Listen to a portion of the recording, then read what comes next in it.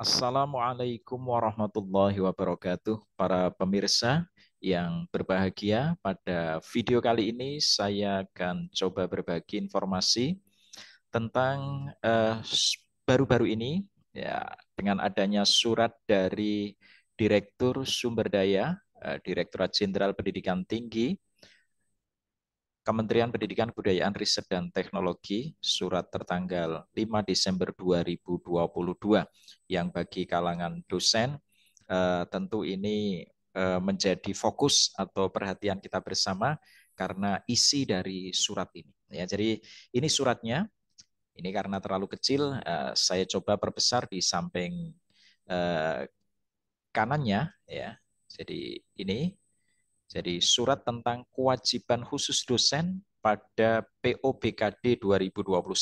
Jadi surat ini nomornya sekian ini, saya untuk mempermudah saya sebut saja dengan surat 5 Desember 2022. Ya, ini ditujukan kepada pimpinan perguruan tinggi negeri dan kepala LL Dikti serta pimpinan kementerian lembaga mitra.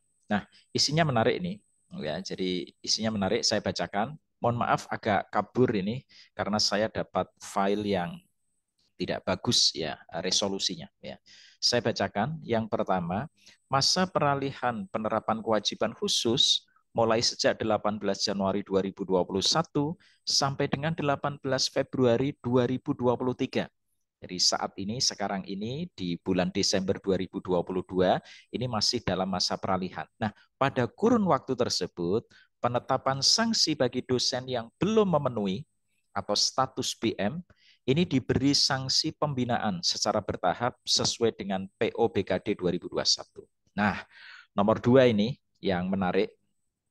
Setelah berakhirnya masa peralihan, dosen yang tidak memenuhi kewajiban khusus pada periode pelaporan kinerja BKD tahun akademik genap 2022-2023 dinyatakan tidak memenuhi dengan status TM.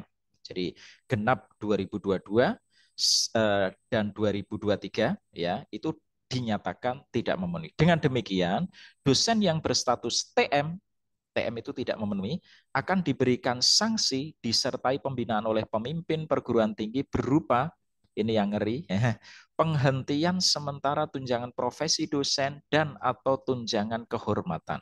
Tunjangan tersebut akan dibayarkan kembali setelah dosen memenuhi kewajiban khususnya dengan status M. Nah, kriteria penghentian tunjangan bagi dosen dengan status TM tersebut yaitu satu, kalau dosen itu asisten ahli lektor dan lektor kepala, tidak dibayarkan tunjangan sertifikasi dosennya. Yang kedua, kalau dosen tersebut adalah profesor, maka tidak dibayarkan tunjangan sertifikasi dosen dan tunjangan kehormatan. Ya, jadi ini surat 5 Desember 2022. Nah, sebetulnya sebelumnya ada juga surat yang tertanggal 29 Mei 2022. Ya, ini sebelumnya ada surat ini. Nah, surat ini ketentuannya substansi nomor 2 dan 3 tadi sama ya. Jadi nomor 2 saya bacakan, selama masa peralihan terhitung mulai 18 Januari 2021 sampai dengan tanggal 18 Februari 2023, pemenuhan kewajiban khusus 3 tahun bagi dosen dalam Sister BKD yaitu apabila belum memenuhi akan memiliki status BM, bukan TM, tapi BM ya, karena masa peralihan. Tetapi setelah tanggal 18 Februari 2023, dosen yang kewajiban khususnya tidak memenuhi akan memiliki status TM, tidak memenuhi. Nah, dosen dengan status BM dikarenakan belum memenuhi kewajiban khusus pada poin 2 di atas, jika laporan kinerja dosen atau LKD BKD dalam Sister BKD memenuhi atau dengan status M, akan diberikan sanksi disertai pembinaan oleh perguruan tinggi masing-masing pada setiap semesternya secara berjenjang dimulai dari sanksi teguran lesan, teguran tertulis, pemotongan tunjangan, serta penundaan tunjangan. Pemberian sanksi tersebut dicabut jika yang bersangkutan telah dinilai dengan kewajiban khusus memenuhi atau status M. Nah, yang keempat ini, dosen dengan LKD memenuhi atau status M, tapi kewajiban khususnya BM belum memenuhi, selama masa peralihan, ini masih diampuni, dapat diberikan tunjangan profesi dosen atau sertifikasi dosen bagi dosen dengan jabatan fungsional asisten ahli, lektor, lektor kepala, dan diberikan tunjangan profesi dosen, sertifikasi dosen, dan kehormatan bagi yang profesor. Jadi mohon maaf kalau saya membacanya sulit karena terlalu panjang, sulit dipahami. Intinya, kalau dalam masa peralihan sampai 18 Februari, maka kalau ada yang BM, kewajiban khususnya belum memenuhi, namanya BM, maka tetap dapat dibayarkan. Tetapi kalau sudah lewat 18 Februari 2023, statusnya bukan BM lagi, tapi TM, tidak memenuhi. Nah, yang TM tadi itu yang seperti ini sanksinya. Dihentikan tunjangannya, tunjangan profesi, tunjangan sertifikasi dosen, untuk yang AA, lektor, dan LK. Sekarang untuk profesor, ya sertifikasinya dihentikan, tunjangan kehormatannya dihentikan. Nah, saudara pemirsa, jadi status BKD itu akan dikatakan memenuhi atau M itu ada dua unsur, saudara. Satu, setiap semesternya yang disebut BKD itu kita wajib punya kinerja kegiatan tridharma. Kalau dosen biasa itu 12 sampai 16 SKS. Kalau dosen dengan tugas tambahan, rektor, wakil rektor, dekan, sampai ketua program studi, itu 3 sampai 16 SKS. Ya, kurang dari 12 ya jangan, lebih dari 16 ya jangan. Pak, faktanya saya itu 30 SKS, boleh. Yang 16 SKS dicatatkan di sini, sedangkan sisanya disebut beban lebih. Ya, jadi bisa tetap memenuhi. Yang jadi masalah kalau kurang dari 12, ini yang repot. Apakah ini saja? Tidak. Masih ditambah dalam 3 tahun memenuhi kewajiban khusus sesuai dengan jenjang jabatan fungsionalnya. Nah, lebih lanjut, ini rinciannya 12 sampai 16 itu untuk dosen biasa, dosen tanpa tugas tambahan itu hati-hati di samping 12 sampai 16 komposisi di masing-masing unsur ini tidak boleh kosong, tidak boleh kosong, tidak boleh kosong, tidak boleh kosong. Ya, artinya pendidikan tidak boleh kosong, penelitian tidak boleh kosong, pengabdian tidak boleh kosong, penunjang tidak boleh kosong. Jadi misalnya jumlahnya 15, tapi penelitiannya kosong, 0, tidak boleh. Bahkan pendidikan dan penelitian ini sekurang-kurangnya 9 SKS. Sedangkan dosen dengan tugas tambahan ini agak lunak ini batasnya 3 SKS karena ditambah tugas tambahan ya, maksimal 16 SKS, dan untuk unsur kegiatan penelitian, pengabdian dan penunjang ini boleh kosong ya. Nah, itu berlaku setiap semester kewajiban ini. Nah, sedangkan yang 3 tahun tadi kewajiban khusus ini, kalau untuk asisten ahli, pemenuhan minimal kewajiban khusus dalam 3 tahun, ya ini minimal, maka kalau asisten ahli menulis buku ajar, atau buku teks, atau publikasi ilmiah, ya boleh sebagai penulis utama atau pendamping. Satu buku atau satu karya ilmiah dalam 3 tahun. Satu cukup. Ya.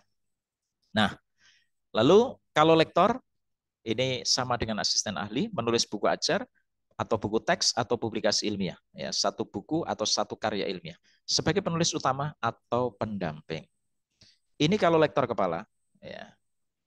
Paling sedikit 3 karya ilmiah yang diterbitkan dalam jurnal nasional terakreditasi. 3 karya ilmiah. Ya. Salah satunya harus sebagai penulis utama. Penulis utama itu boleh penulis pertama atau penulis korespondensi. Kalau lainnya boleh sebagai penulis anggota atau pendamping. Ya. Lalu atau ya paling sedikit satu jurnal internasional atau paten atau karya seni monumental atau desain monumental satu karya. Kalau ini boleh sebagai penulis utama atau pendamping. Ya. Sedangkan untuk profesor ini ada 2 ya. Jadi satu harus menulis buku ajar atau buku teks, dan ya ini buku ajar dan buku teksnya ini boleh sebagai penulis utama atau sebagai pendamping boleh, dan paling sedikit 3 karya ilmiah yang diterbitkan dalam jurnal internasional. 3 karya ilmiah internasional. Nah, 3 karya ilmiah itu salah satunya harus sebagai penulis utama, sisanya boleh sebagai penulis pendamping. Atau paling sedikit satu karya ilmiah yang diterbitkan dalam jurnal internasional bereputasi, paten ya, atau karya seni monumental atau desain monumental sebagai penulis utama atau pendamping. Artinya kalau seorang profesor kewajiban khususnya adalah satu buku ajar atau buku teks dan tiga karya ilmiah yang diterbitkan dalam jurnal internasional. Begitu. Atau satu buku ajar atau buku teks plus satu ya karya ilmiah yang diterbitkan dalam jurnal internasional bereputasi atau satu paten atau satu karya seni monumental. Nah, bagaimana memaknai periode 3 tahun untuk kewajiban khusus? Nah, ini yang masih kadang salah paham, kita samakan persepsinya ya. Bukan berarti kalau kewajiban khusus itu periodenya 3 tahun, lantas ibu bapak begini, tahun ini saya kosong besok saya juga kosong tahun kedua, tahun ketiga saya baru memenuhi kewajiban itu. Toh kewajiban khusus itu kan siklusnya 3 tahunan. Makna 3 tahun itu seperti ini. Karya kita itu punya umur kadaluarsa 3 tahun. Tetapi pelaporannya harus tetap setiap semester. Contoh ini, ya. Jadi ini ada buku ajar, Sustainability Report, tinjauan teoritis dan riset. Nah, ini terbit di 22 Juli 2019. Maka masa kadaluarsanya sampai 22 Juli 2022. Artinya setiap semester sister BKD di aplikasi itu akan otomatis memasukkan buku ini di dalam 6 semester kinerja kita, kewajiban khusus kinerja kita. 6 semester karena 3 tahun. Demikian juga contoh, ini karya jurnal internasional bereputasi ya, atau bereputasi atau internasional ya. Ini karena publishnya atau diinput di sistem itu 10 November 2022, maka umurnya sampai 10 November 2025. Tetap harus dilaporkan. Ya, singkatnya Ibu Bapak, di laporan setiap semester Ibu Bapak ada 2 jenis. Satu laporan kegiatan Tridharma yang batasnya adalah 12 sampai 16 SKS setiap semester. Yang kedua laporan pemenuhan kewajiban khusus.